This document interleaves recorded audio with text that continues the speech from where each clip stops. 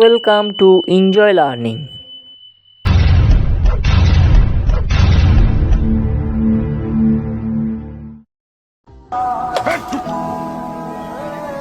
कल का राशन भी आज ही खाएगा क्या? বন্ধুরা, তোমরা প্রত্যেকেই দেখতে পেলে একটা ছেলের লাইফ কতটা বেদনাদায়ক হয়। তাই তোমাদের বলছি খুব ভালো করে পড়াশোনা করো, ঠিক আছে? পড়াশোনা না করলে কিন্তু কোনো সেলফ রেসপেক্ট তোমরা পাবে না, যেমন আমিও পাইনি একটা সময়, ঠিক আছে? তো পড়াশোনা তোমাদের করতে হবে, যত তাড়াতাড়ি হোক তোমরা বুঝবে তত তাড়াতাড়ি ভালো। তো চলো প্রশ্নগুলো দেখে নেওয়া যাক। তো বন্ধুরা, তোমাদের প্রত্যেককে স্বাগত জানাই তোমাদের প্রিয় চ্যানেল এনজয় লার্নিং চ্যানেলে। তো দেখো, সামনেই তোমাদের মাধ্যমিক পরীক্ষা, সেই নিয়ে তোমরা অনেকেই জানি চিন্তায় রয়েছো। তো ঠিক আছে, সেই চিন্তা থেকে কাটানোর জন্য আমি আজকের ভিডিও নিয়ে এলাম মাধ্যমিকের ভূগোলের প্রশ্নের সাজেশান নিয়ে, অর্থাৎ এখানে 3 নাম্বার এবং 5 নাম্বার, ঠিক আছে? আমি অনেক ভিডিও দিয়েছি, শর্ট কোশ্চেন আছে, বাট এখানে তোমরা শুধু পাবে 3 নাম্বার এবং 5 নাম্বারের প্রশ্ন এবং উত্তর। এইসব বিষয়ে তোমাদের সাথে একটু ডিসকাশন করা রয়েছে, ঠিক আছে? তো দেখে নেওয়া যাক এগুলো কী হয়। তো লাস্টে সময় থাকলে একটু ম্যাপ পয়েন্টিংও তোমাদের দেখিয়ে দেবো। ওকে, নেক্সট দেখো, প্রথমে আমরা কি 3 নাম্বার এগুলো রেডি করবো। কী আছে? বহির্জাত প্রক্রিয়া ও সৃষ্ট ভূমি। এখান থেকে কী কোশ্চেন ইম্পর্টেন্ট সেগুলো দেখে নাও, কারণ পরীক্ষার সময় ইম্পর্টেন্টগুলোই বেশি দেখে। সারা বই পড়ে কোনো লাভ নেই, কারণ এখন এই মুহূর্তে সারা বই পড়ার টাইমটা নেই, জাস্ট ইম্পর্টেন্ট এবং সাজেশান, ঠিক আছে? আর যারা পড়ার তারা ঠিক পড়বে। ওকে, দেখো নেক্সট এক নম্বর প্রশ্ন কী আছে দেখো, মন্থকূপ ও প্রপাতকূপের মধ্যে পার্থক্য, এটা তোমরা একটু দেখে যাবে। সব নদীর মোহনায় বদ্বীপ গড়ে ওঠে না কেন, এটা দেখে যাবে। অথবা দেখো, বদ্বীপ সৃষ্টির অনুকূল ভৌগোলিক পরিবেশগুলি আলোচনা করো, ইম্পর্টেন্ট আছে। নেক্সট দেখো, গিরিখাত ও ক্যানিয়নের মধ্যে পার্থক্য করো, ইম্পর্টেন্ট। নেক্সট দেখো, সব এখানে পার্থক্যগুলো দিয়ে দিচ্ছি। রসেমতানে ও ড্রামলিনের মধ্যে 3টি পার্থক্য লেখো। নেক্সট দেখো, নদী উপত্যকা ও হিমবাহ উপত্যকার মধ্যে পার্থক্য লেখো, ঠিক আছে? নেক্সটটা দেখো, মরু সম্প্রসারণের 3টি কারণ সংক্ষেপে আলোচনা করো। অর্থাৎ 3 নম্বরে তোমরা পার্থক্য কিংবা এরকম টাইপের কোশ্চেন তোমরা পাবে যদি এক নাম্বার চ্যাপ্টার থেকে পড়ে থাকে। নেক্সট 2 নম্বর চ্যাপ্টারে সব বায়ুমণ্ডল আছে। এখানে কী আছে? 2-3টে প্রশ্ন দিয়েছি কি না, স্থলবায়ু ও সমুদ্রবায়ুর মধ্যে পার্থক্য লেখো। আরেকটা প্রশ্ন কি না, ঘূর্ণবাদ ও প্রতিঘূর্ণবাদের মধ্যে পার্থক্য লেখো। আর লাস্ট কোশ্চেন যেটা, ওজোন স্তর বিনাশের 3টি ফলাফল লেখো। খুব ইম্পর্টেন্ট 3টে প্রশ্নই, তো তোমরা রেডি করবে, কোনো অসুবিধা নেই। নেক্সট বায়ুমণ্ডল থেকে তোমরা একটুখানি দেখো, জাস্ট ইম্পর্টেন্টগুলোই তোমাদের করতে বলবো।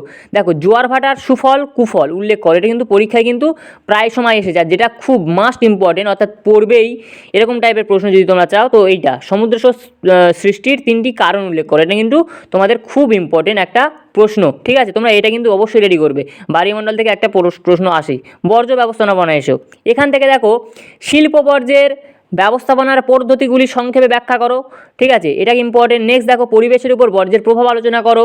তারপরের প্রশ্ন দেখো, বর্জ্য ব্যবস্থাপনায় শিক্ষার্থীদের ভূমিকা। তারপরে দেখো, জৈব ভঙ্গুর বর্জ্য ও জৈব অভঙ্গুর বর্জ্যের মধ্যে পার্থক্য লেখো। তারপরে দেখো, বর্জ্য ব্যবস্থাপনায় স্ক্র্যাবারের ভূমিকা কী, খুব ইম্পর্টেন্ট। আর এটা পরে প্রায় সময় বর্জ্য ব্যবস্থাপনায় 4 আর কি জিনিসটা, ঠিক আছে? এটাকে তোমরা কিন্তু একটু খুব ভালো করে রেডি করবে। হ্যাঁ, তোমাদের দেখো, ভিডিও বড় করে কোনো লাভ নেই, শুধু ভিউয়ার্স বাইরে বড় করে কোনো লাভ হবে না। জাস্ট আমি ভিডিওটাকে ছোটো করার চেষ্টা করছি 5 থেকে 6 মিনিটের মধ্যে, যাতে তোমরা সবটাই পেয়ে যাও, কারণ তোমরা বাকি টাইমটা পড়বে, ঠিক আছে? নেক্সট দেখো, পরে দেখো, ভারত থেকে কিছু প্রশ্ন দিয়েছি এখানে, যে ভারতে কৃষ্ণ মৃত্তিকার বন্টন ও বৈশিষ্ট্য। টিকা লেখো। টিকা হচ্ছে ল্যাটেরাইট মৃত্তিকা, এটা কিন্তু একটা সালে এসেছিলো, সালের প্রশ্নগুলো সব। নেক্সট দেখো, ভারতের মৃত্তিকা সংরক্ষণের 3টি পদ্ধতি আলোচনা করো। পরে দেখো, ভারতের কৃষিতে কেন জলসেচের প্রয়োজনীয়তা রয়েছে। পরেরটা দেখো, ভারতের কৃষিতে সবুজ বিপ্লবের 3টি ফলাফল লেখো। পরেরটা দেখো, কৃষি ও সামাজিক বনসৃজনের মধ্যে পার্থক্য লেখো। নেক্সট প্রশ্ন কি না, মৌসুমী বায়ুর উপর জেট বায়ুর প্রভাব সংক্ষেপে ব্যাখ্যা করো। পরেরটা দেখো, পূর্বঘাট ও পশ্চিমঘাট পর্বতমালার মধ্যে পার্থক্য আলোচনা করো।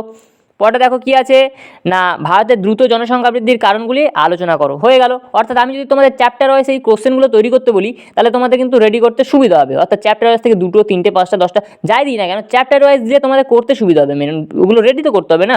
নেক্সট দেখো, উপগ্রহ চিত্র ভূবৈচিত্র্য মানচিত্র। এখান থেকে দেখো কিছু কোশ্চেন কি আছে না, উপগ্রহ চিত্রের প্রধান 3টি ব্যবহার, উপগ্রহ চিত্র ও ভূবৈচিত্র্য সূচক মানচিত্রের পার্থক্য বলেছে, অথবা মানচিত্র উপগ্রহ চিত্রের পার্থক্য লেখো, ঠিক আছে? খুব ইম্পর্টেন্ট। নেক্সট দেখো, জিওস্টেশনারি ও সানসিনক্রোনাস উপগ্রহের মধ্যে পার্থক্য লেখো। নেক্সট দেখো, ভূবৈচিত্র্য সূচক মানচিত্রে ব্যবহৃত বিভিন্ন স্কেলগুলি উল্লেখ করো।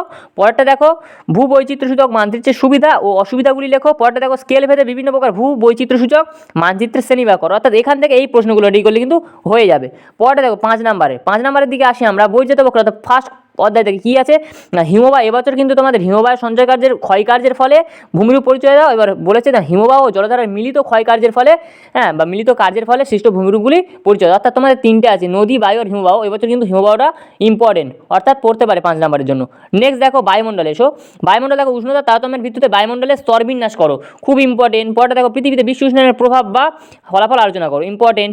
নেক্সট দেখো বায়ুচাপ বলের সঙ্গে নিয়ত বায়ুর সম্পর্ক আলোচনা করো। পরের প্রশ্নটা দেখো নিয়ত বায়ুর গতিপথ ও প্রভাব আলোচনা করো, ঠিক আছে। এই 4টে প্রশ্ন তোমরা করবে বড় প্রশ্ন হিসেবে।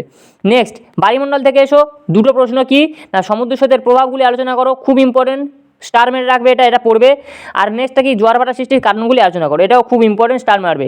ওকে নেক্সট ভারত থেকে দেখো কি আছে, ভারতের পূর্ব উপকূল ও পশ্চিমবঙ্গ কূলের মধ্যে পার্থক্য লেখো, খুব ইম্পর্টেন্ট। নেক্সট দেখো প্রশ্ন বরাবর হিমালয় শ্রেণীর শ্রেণীবিভাগ আলোচনা করো, হিমালয় শ্রেণীর শ্রেণীবিভাগটা তোমাদের আলোচনা করে দেখাতে বলেছে।